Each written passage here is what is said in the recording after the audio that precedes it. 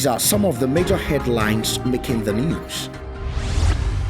Firefighters in Kumasi have commenced investigations into a fire outbreak which resulted in the death of a pensioner at Tek Aja, a community in Ashanti Regional Capital. The fire, which destroyed a 5-bedroom house, according to eyewitnesses, started around 8:30 p.m. Tuesday, leading to the fatality. The deceased, whose name was given as Mr. Kwei, is alleged to be a former accountant of the Ghana Highways. An assistant fire officer at the KNUST station, Opon Ajay, in an interview with EIB's Isaac Bediakom, said the cause of the fire was yet unknown.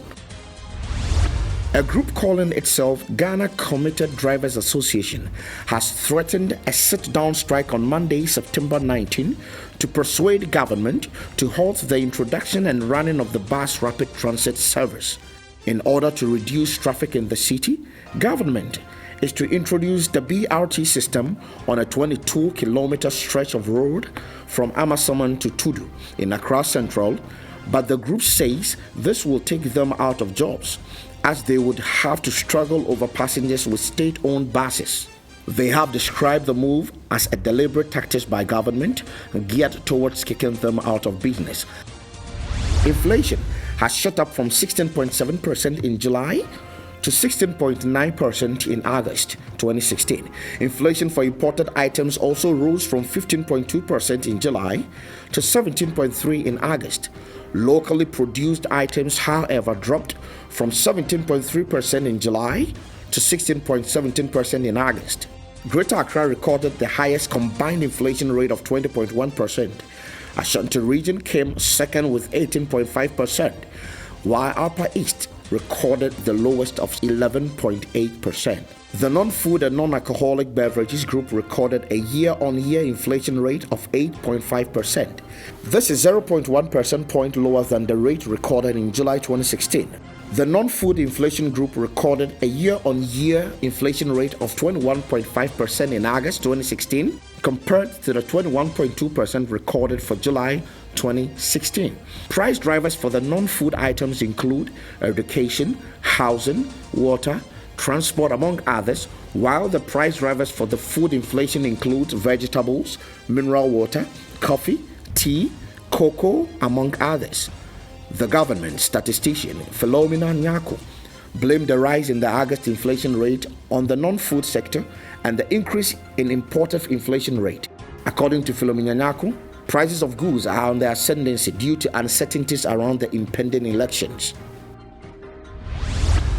A 17-member board to manage the Black Volta Basin has been inaugurated in the Upper West Regional Capital, Wa. The basin, which runs from the Upper West region through to the Bronga-Hafu region, is currently facing challenges which include illegal mining and siltation. The board is expected to ensure it is protected. Speaking to the media on the sidelines of the inauguration, the Executive Secretary of the Water Resources Commission, Ben Ampoma, said the problems confronting the basin will be solved if there is more collaboration among the various stakeholders. It all boils down to the fact that water is for development and use. We use water to develop and then use. So if there's any effect, it would affect the livelihoods of the people. Emmanuel Anyudewu promised that a PNC-led administration will solve the country's power crisis and dwindling economy. The new Ghana is visioned on the three pillars of a new beginning, new deal, and new force. These three pillars are enshrined in our party's manifesto.